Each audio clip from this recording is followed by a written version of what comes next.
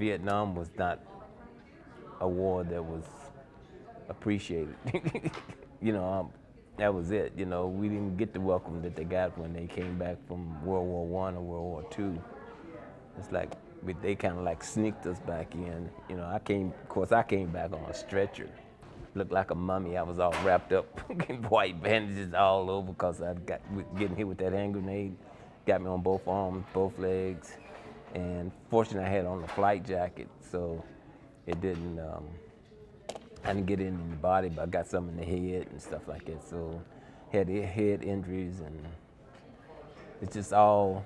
As I get older, you think it would go away, and this is like they're celebrating the 50th year of Vietnam, and it's been about 49 years since I was in there. You know, so it's, and you would think by now it would be over it, but it doesn't work that way. Even like this finger here, I had to hold it on till I got back to the ship to get it sewed back on. And so I can't really bend it like that. I can't do that with this finger. But that's nothing compared to other vets, and this has been very therapeutic for me because I can get involved in this, and I just block out everything else that's around me. And normally, I'm the kind of person that I want to have my back up against the wall and be able to see the door and watching out for people, you know, and what's going on around me. But with this, I'm very focused, and you have to be, you know, to do it, be able to do it. And then we also go fishing, and with Healing Waters, which we work out of the VA hospital. It's given me an outlet, a way to express myself, and I can. There's no right and wrong way. You know, you try to tie flies. They got different pictures of one, and they show you how to tie them, but you can be creative and make your own, and however you want to do it, it works.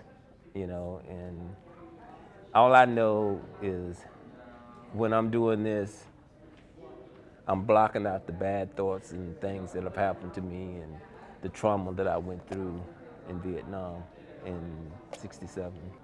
With this, you've been able to talk about it and bring it out, and you realize that by talking about it and meeting other people who has the same, it may not be the same experience in the war zone and stuff like that, but we all have some form of PTSD where our experience and stuff, and you realize that you're not the only one.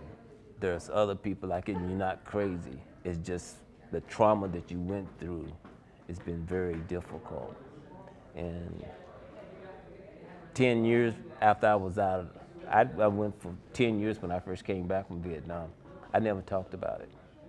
Nobody knew that I even been to Vietnam because it wasn't a popular war, you know, and I just never talked about it, and I kept it to myself and tried to stay busy and stuff like that, and but soon some stress come along and whatever and happens, then I started reacting to it and having severe headaches and different other things where I feel like I want to hurt somebody, you know, and I've learned over the years to recognize what sets me off, and I'm able to back away from it and move from that and go to something else.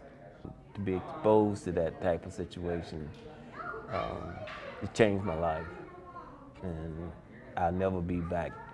My mother used to say when I would go out with sometime and stuff would go on, and I would say something that to them was crazy, and my mother would say she's dead now, but she would say, "You have to forgive him. He got hurt in the war," you know. So it was like that was her way of dealing with it, you know.